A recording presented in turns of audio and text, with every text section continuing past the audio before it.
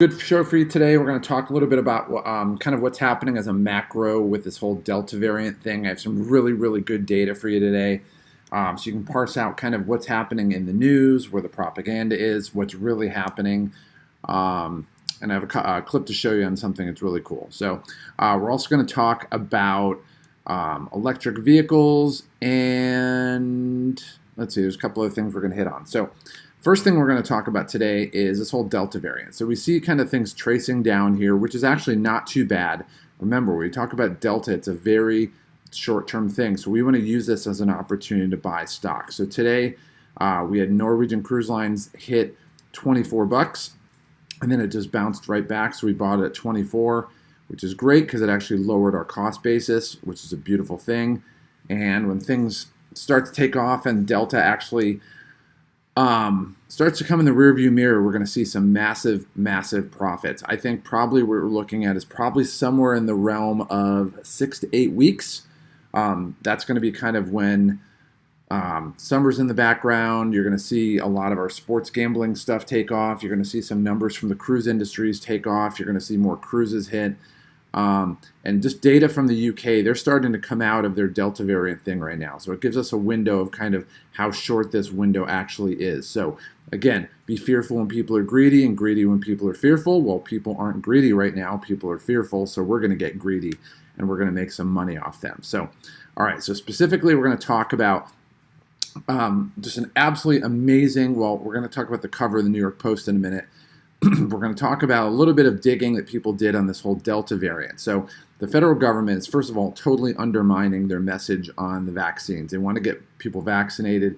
And so the worst thing you can do, and I actually read this, it was either in the 2005 or 2006, whatever year it was, NIH Pandemic Playbook. Yes, I read that last year, cover to cover, and actually reread parts of it. And they said actually the number one thing that they want to avoid at all costs is actually undermining public morale.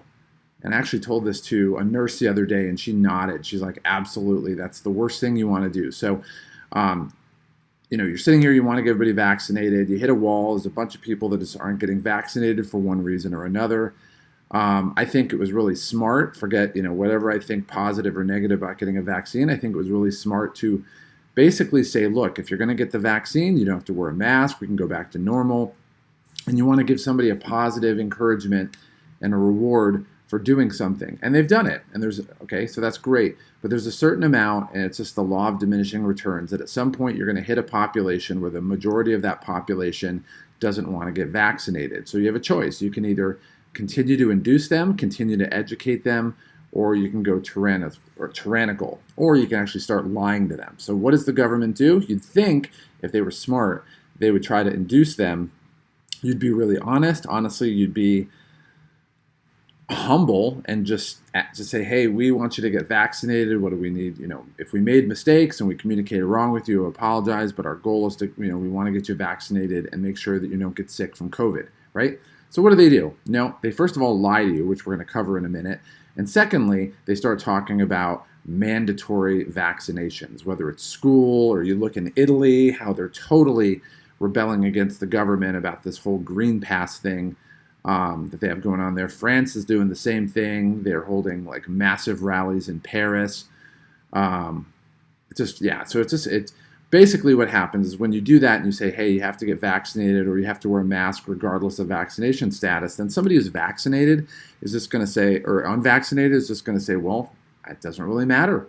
Why should I get vaccinated? I'm going to get treated the same. Right? I mean, why should I do something that's potentially harmful in their eyes? Maybe it is, maybe it isn't. Why should I do anything? I'm not going to get anything different. It's like if somebody sits here and they get speeding tickets and their insurance company says, well, your policy premium is going to be the same if you have 7 speeding tickets or you have a perfect record. Well, what does it matter? It doesn't really matter.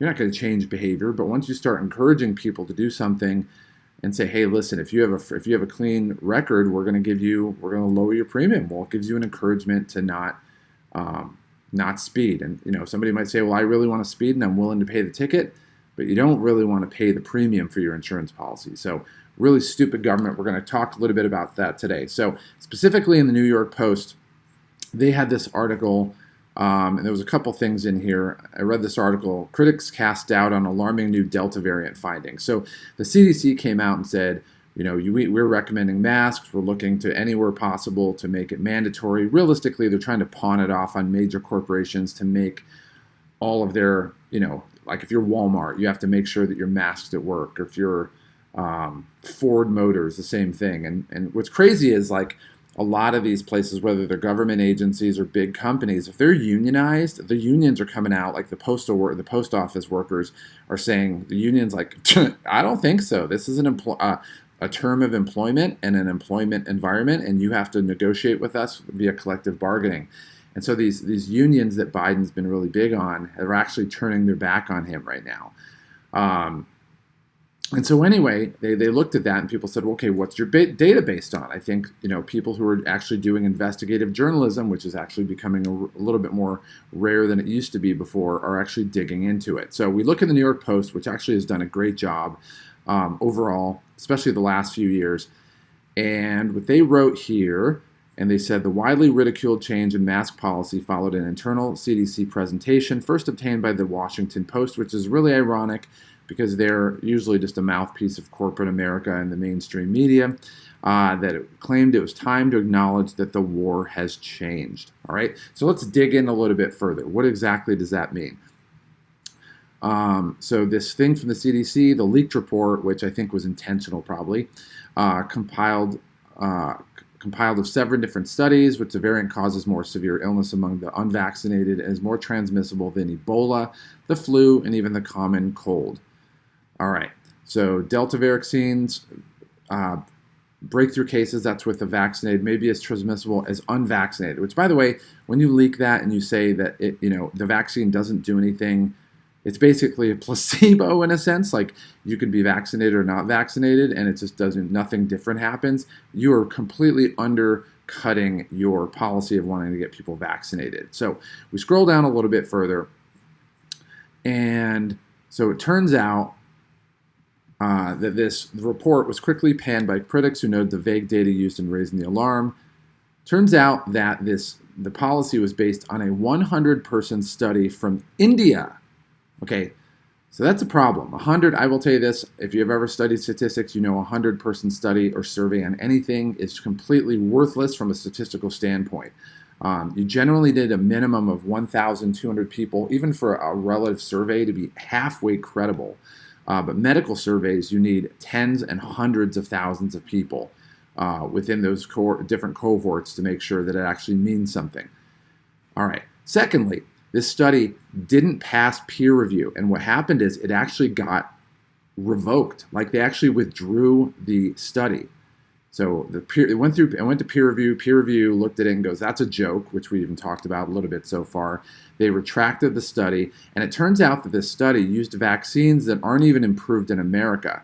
So there's an AstraZeneca vaccine in India. It's the one they're using there. It's not even approved here. And so they're making a policy on a vaccine that doesn't even exist in the U.S. So the presentation, of course, did mention studies in India, although it didn't really mention any of the stuff that we had talked about. And one congressman said that the CDC presented no data showing vaccinated people are spreading COVID infections. And again, we're going to talk about that in a moment. There's an absolutely phenomenal infographic that we're going to show you there. In there. So, and in fact, the congressman said if you're vaccinated, you have a better chance of getting hit by lightning than dying of COVID, which again, you're going to see in this infographic coming up. All right. So with that being said, the infographic from the New York Post, this is basically, kind of a grid of all the people that have been vaccinated. 161 million people have been in the U.S. have been vaccinated, which is a remarkable accomplishment, by the way. I don't care what side of the argument you're on. I think that accomplishment is amazing. This little red square, you can't even see it. That's how small it is right here. Those are the number of breakthrough cases. So out of 161 million people, 5,601 breakthrough cases. So what does that mean? That is, let's do 161 million, and I don't even think this calculator lets you do it. So 5.601 You have a 1 in 28,745 chance, if you're vaccinated, of actually catching COVID. To put that in perspective, if you fill an NFL stadium and all the people that are vaccinated, 2 or 3 of them are going to get COVID. It's nuts, right? So then only 1,141 died. And again, we go back to last year. The question is, and they don't really say it, but did they die of COVID or did they die with COVID? In other words, did they come into the hospital with a brain, with basically a pulmonary embolism? Did they come in with, a gunshot wound and then they tested them and they found out they had COVID? I don't know. And in fact, in India, they said that, or not India, in Israel, they said 80% of their deaths actually were vaccinated. But anyway, long story short, so we'll look at 161 million again. 161 million. Divided by 1.141, and we're only doing that because we can't even put the last 3 of the million here, so we just reduce it by 3 here. And you have a chance of dying from COVID if you're vaccinated. 1 in 141,104. That means that, let's say that you went to 2 NFL games. And game 1 had 80,000, 70,000 people, and game 2 had 70,000 people, but they were totally different people. That means of those 2 packed NFL stadiums, only 1 person, if they were all vaccinated, would die. I mean, that tells you how ridiculously low it is. And that is literally the data that everybody's panicking about. So as we're looking at this and we're looking at the market go down and oh my gosh, and we go back to our kind of, since this whole Delta variant started and the drop in some of these stocks that we've had here, we look at it right here and it's based off of this. It's an absolute total joke. So with that being said, I was actually watching Ben Shapiro's podcast today, and I want to play a couple minutes of it here for you because I think he does an actually amazing job of actually talking about the data and really putting it in perspective. So we're going to watch about 3 minutes of this right now. Definitely encourage you to watch. You can watch the whole episode here. It's long. It's like 46 minutes if you want to do it. The COVID information is coming from the inside the White House. Misinformation is coming from inside the White House. But he actually brings up a really good thing. We're going to start at 5 minutes. We're going to play a couple minutes here. It's absolutely super important. It really distills the information and gives you exactly the perspective that you need to have. And I don't care what side of the aisle you're on, where you are in the vaccine debate question. It really doesn't matter. This is just straight up numbers, and it's going to help you really understand what to do and how to make a crap load of money off this. So, for example, Rochelle Walensky, she says, you know what? Maybe the real reason that we need to mask up the vaccinated, the real reason that we're recommending that vaccinated people mask up is because vaccinated people could get breakthrough. And she's asked, at what rate? The rate you're about to hear Rochelle Walensky trot out for vaccinated people getting breakthrough cases is off by a magnitude of about, 500, I believe, is the number. Here she is just giving a stat that is completely wrong. If you're a vaccinated person, you have, and you're in one of those areas, as you said, a sea of red, a sea of COVID, you have a reason. All right, real quick, we'll talk about degrees of magnitude and a magnitude amount, but she uses a term of art right here that I want to, that it's used in propaganda, and that's kind of my background in college. She says a sea of red. So first of all, they define the term red because they have this chart where they have the United States and they cover all the places with what they consider to be high COVID spread. And it's red and orange and then nothing else. So first of all, it's not like you have red, orange, yellow, green, blue, whatever it is, all that stuff. So it's only bad or it's nothing. Secondly, she says the sea of red, and it's a term of art, meaning that it's like, imagine being on the ocean. It's an endless sea. That's all there is. There's nothing else there. You can't escape it. And it's designed to fearmonger. So I guarantee you it's a talking point that one of the people in her, either agency or somebody in the government gave her to try to instill fear in the populace. But anyway, we'll hit on this. Reasonable high chance, if nobody's wearing a mask, to interact with people who may be infectious. And so for every 20 people, 1 or 2 of them could get a breakthrough infection. For every 20 vaccinated people, 1 or 2 of them could get a breakthrough infection.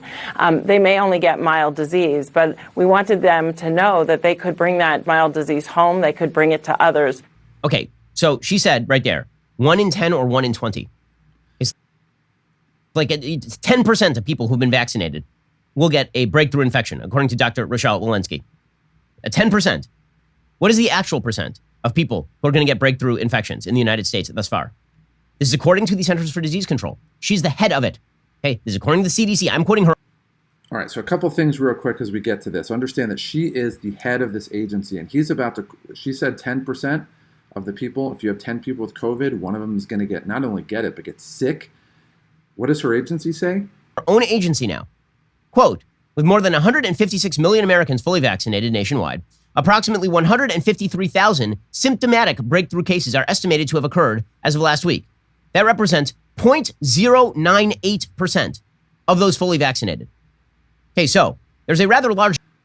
All right, so real quick, instead of 10%, it's not even 1%, it's not 0.1, it's 0.098. That is 1 in 100%. So he said it's like a degree of 500, but in statistics, we talk a degree of magnitude of 4 degrees. So 1 degree is from 1 to 10, 10 to 100, 100 to 1,000, 1 to 10,000. That's 4 degrees of magnitude. So it's adding a 0 each time. So let's finish off. Large difference between 10 in 100, 1 in 10 vaccinated people getting COVID symptomatically, and 1 in 10,000. Okay, that is what the stat is right now. Right now, 1 in 100, now 1 in 1,000, 1 in 10,000 people in the United States who've been fully vaccinated have gotten some sort of breakthrough infection, symptomatic breakthrough. All right, so real quick, just understand this. Let's say that, I'm not saying this is the case, but let's say they put her in the charge of the CDC and she just thought vaccine was a joke, it didn't work, she didn't want people to get vaccinated, she thought it was going to kill people. What would you do? Well, you would probably quote and try to put something out there that says, look, the vaccines aren't helpful, and if you're unvaccinated, let's try to kill any more motivation at all to get the vaccine, right? Well, that's what you do.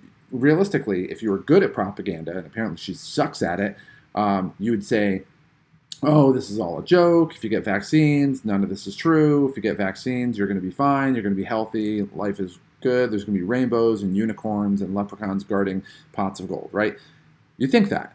But she's going the other way, which just makes no sense at all. So on one hand, they're trying to get people vaccinated who are unvaccinated.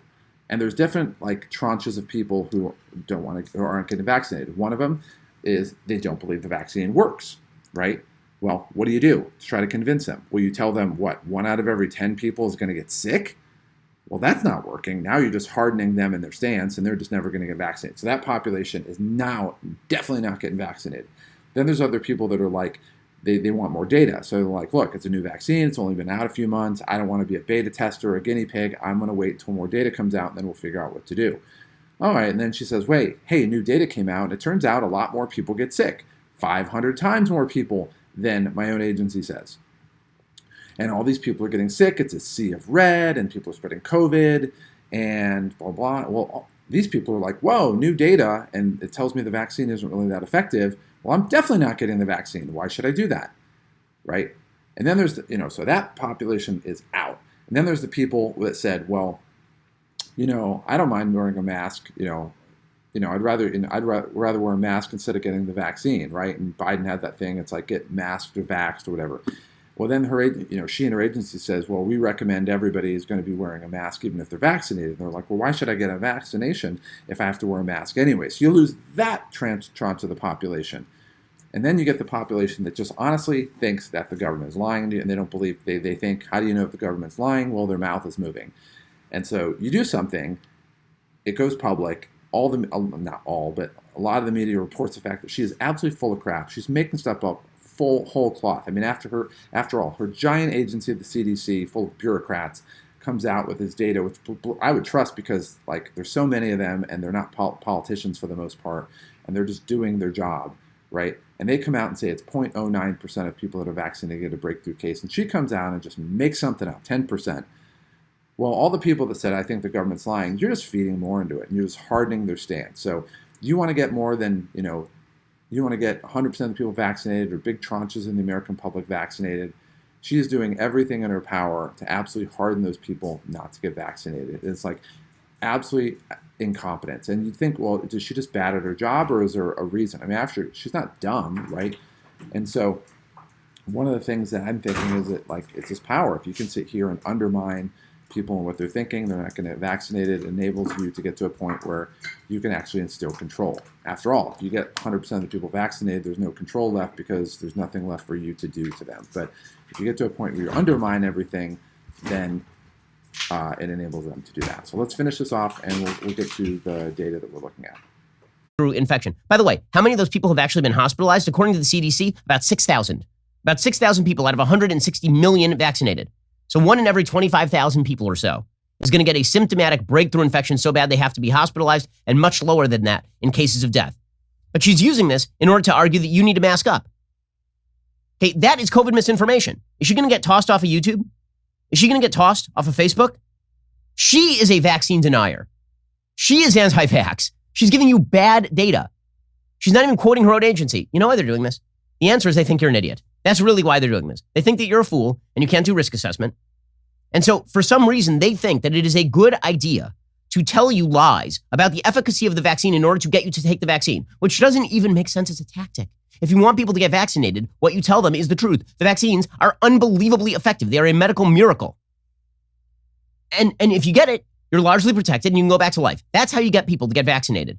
You know how you don't get people to get vaccinated? You know, if you get vaccinated, you're going to have to wear a mask the rest of your life. And by the way, your danger factor is still pretty high. Like, what in the world are they doing? Anyway, so I just want to cover that a little bit and just kind of talk a little bit about, where he was going with that. But specifically, the CDC director, I mean, this is kind of everything you need to know why there's a whole bunch of idiots that read the news and go, oh, well, the CDC director says blah, blah, blah. She's literally quoting the opposite of what her agency says. I mean, it makes you wonder, like, does she even look at the data? I mean, the CDC is a massive agency. You don't think there's one deputy underneath her that's saying, you probably shouldn't say that. Like, this is our data.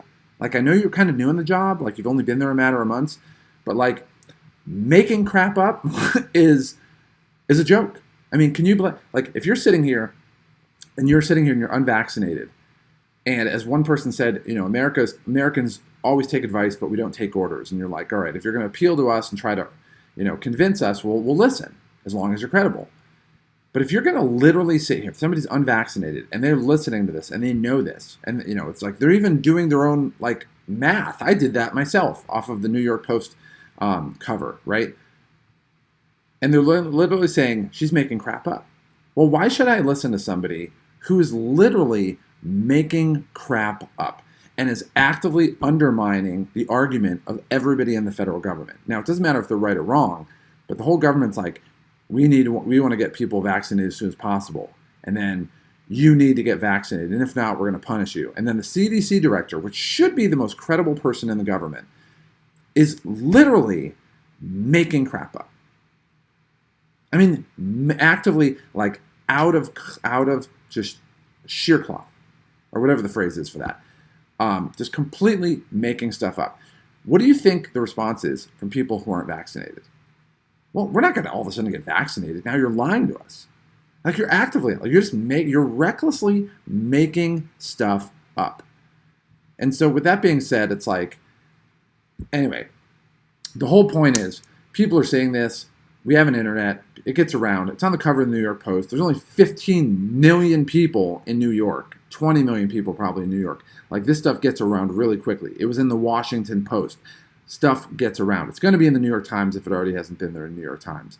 And so anyway, the long and short of it is the government's lying. People are getting whipped up in fear porn, and the market's dropping is because of that. So what are we doing? We're buying stock. Not all of it. Some of it we bought. Let's go. Some of it we bought already here, and then a whole bunch we haven't bought here, but we're going to wait for it to drop a little bit more. We'll talk about that in a little bit. So, all right. So a couple things. We'll move on a little bit. Saw this in Yahoo Finance. Basically, they're talking about inflation. They're saying, basically inflation is not scaring customers off. So to use a term in economics, there's a term in economics where they talk about a level of demand, and it's called elasticity of demand. It basically means that if you have a high elasticity of demand, it means that people will not stop buying something, or will not all of a sudden start buying something if the price goes up all of a sudden or the price goes down. So it's either needed or it's not.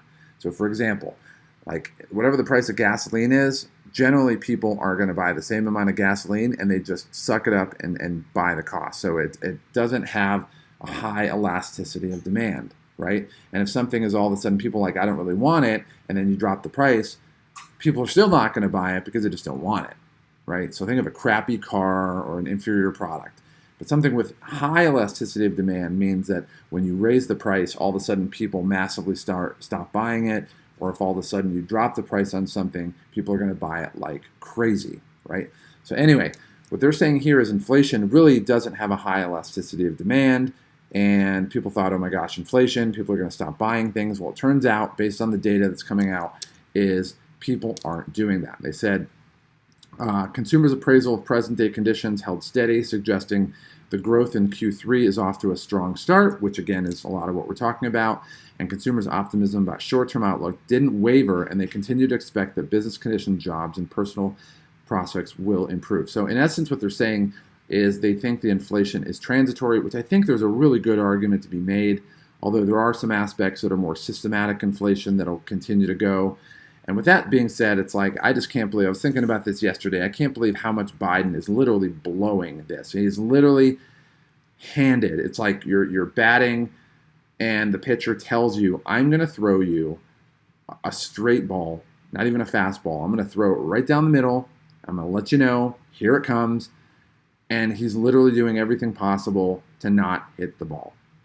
And it's just nuts. It's like he's handed this amazingly robust economy, and he's just trying to do everything possible. The vaccine, I mean, you got a ton of vaccine. 50% of the U.S. got vaccinated, but realistically, it's like 70 to 80% in major urban areas got vaccinated, and literally you're doing everything possible to sabotage your own efforts. It's just unbelievable. But people are basically looking at this, and they're like, yeah, I think all this is transitory, and they're just really believing that the fundamentals are there. So the great news is that if that truly does hold up, we are in for a massive, awesome end of the third quarter, beginning of the fourth quarter.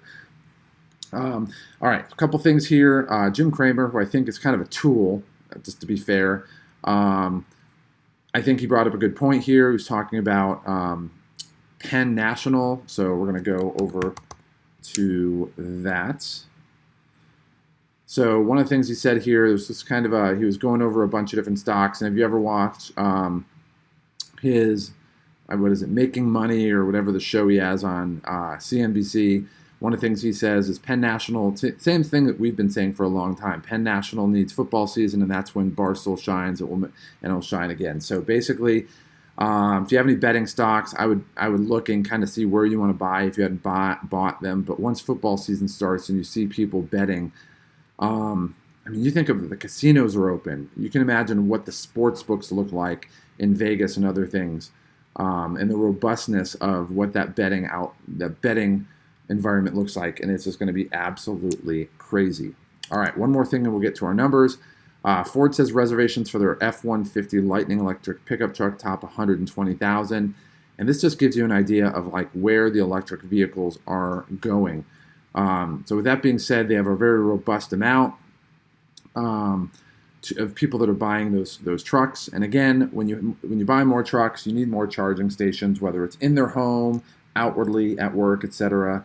And so you want to really take a look at who's making the batteries, who's making the charging stations, etc. Because I think over the long term, it's going to be a big play. You have the infrastructure bill and some other bills that are looking to be passed right now. And if that infrastructure bill passes, I think you're going to see a lot of the Biden stocks that we have start to take off. So definitely look at the price point you want to buy for those. So with that being said, 5 buys that we made in the last couple days. Norwegian came in today at 24. We bought $3,000 in those. AINC, which is Ashford. It's basically a travel and like hotel stock. Basically, bought another $4,000 in that. Corsair Gaming. Bought another $6,000 on that, so we're down to 10% to make up to be in the black for Norwegian. Make sure that is correct. Yep, 10% for Norwegian, 8% for AINC, 5% for Corsair, which we're going to sell either when they hit the black or if they have a big day. So maybe both. We'll take a look. Maybe I'll sell part of it. Who knows? Red Robin Group, which I think is going to be a huge beneficiary post Delta. We're down only 10% on that. And then Robinhood, I bought just because it's an IPO. I've never actually bought an IPO before. So I went on there, bought an IPO at 38. You don't really get to choose where you buy from. They just choose the buy point at 38. Went down a little bit, but I just want to see where this goes. This is just me throwing money. It's free money. It's house money. I just want to see what happens with an IPO. But anyway, so that being said, some of the other ones that we have that are pending, DraftKings, I have set a price point at 46. It's at 49. Again, I want to beef up those betting stocks. Royal Caribbean and Carnival, 70 and 20. We're at 77 and 22. So if we look here, basically, I need 6% to go for DraftKings, 9 for Carnival, and Royal Caribbean, 10 for Royal Caribbean, and 9 for Carnival. Reading, this is the theater chain. It's at 526. If it gets down to 5, we'll buy another 2,500. So on there, we need another 5%. That one might hit pretty soon, potentially. And then PBF, which is an oil stock, I still think that's going to be a big thing going forward. So we got 4,000 going into that. I need 16% for that to hit. But one of the things I was looking at PBF specifically was we looked at basically, this is the delta hit chart that we're looking at here, is PBF, which is our second stock right here, has gone down 40% during delta, and it's still up 4% overall in our portfolio, which means that when it gets back to where it was before delta, it's going to be up about 45% overall. So this one I definitely want to get into. I mean, I want to get it onto my price point.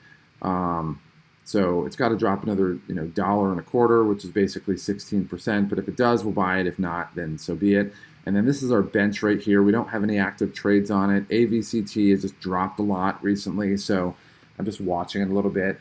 Future FinTech I would buy at 220. I mean, I realistically would buy it at 220, except it's just the Chinese stock thing makes me a little skittish on that, so we're not going to pull any trigger on that. MGM is a betting stock. I'm just watching it right now, but I like the DraftKings play a little bit more than MGM. And then AHT, just because that took the biggest hit on the Delta chart right here at 64%. I definitely want to buy into that as well. The only difference is I have 12 grand in it, so if I buy anything, it has to be a larger chunk before I do that. So maybe what we're going to do is wait for one of these. IVR, just to clear it out, we need 15%. Azul, it's Brazilian, so again, it's not really our play as much anymore, 15%. And then Skills needs 36. So if one of these, for whatever reason, hits, then maybe we throw some of that money, especially if Azul hits, we'll just take the whole 7 grand and we'll apply it to AHT. So with that being said, let's see, we'll take a look at movement the last day. So AINC went down 9.47. AHT, both Ashford stocks were there. And then everything else is kind of just an average amount. There's no big amount. Most of the ones are down 1 or less than 1% on there. And then not a lot of gain. The only ones, the biggest one that we had that we owned was Skills at 1.88. But Next ID, which again, we sold at one, it went up from like 0.75 to 1.15. Sold it then. It's down to 0.75. So that was an absolutely amazing buy or amazing sell on that one. The 2-day ones, again, AVCT, that's down 22%. So it has to be the right situation for us to buy this. We'll see what happens. RDI, we have a buy-in. ANC, we just did a buy-in. Ashford's on our bench. Soho, we're not going to touch for right now. And Hall of Fame, when the football season starts, you're going to see a big jump on this one because they got 2 induction classes in Canton coming in. So as far as the bigger gains, Bitcoin Cash, which we didn't really talk about, the cryptos are kind of moving up in, kind of where they want to be.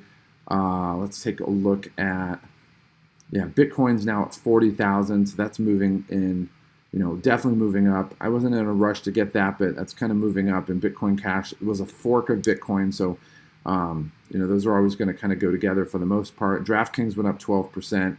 Golden Entertainment, which is another casino, went up 8%, and then Every went up 7%. So the ones that we own are really the casino stocks for the most part. So with that being said, again, we're gonna see what happens with these next ones.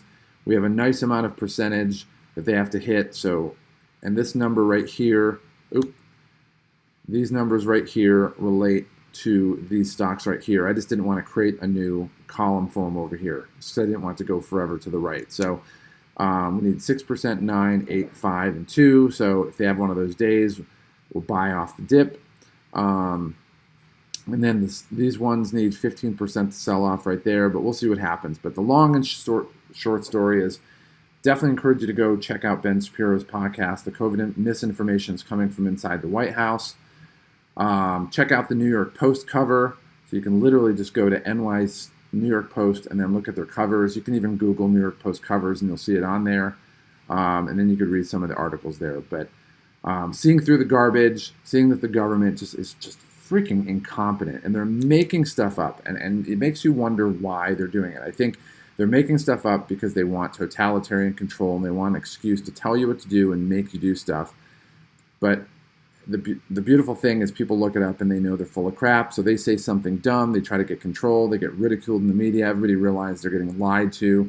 And then the next time they come out and tell you something, people know they're full of crap and their message is, completely worthless. So with that being said, it just means that these people are going to be powerless. The Delta variant is going to run its course, and we're going to make a crap load of money. Granted, it's a longer horizon than we wanted to by maybe a few months or what have you, but it will definitely be there. So anyway, with that being said, if you have any questions, let me know. Have a great weekend.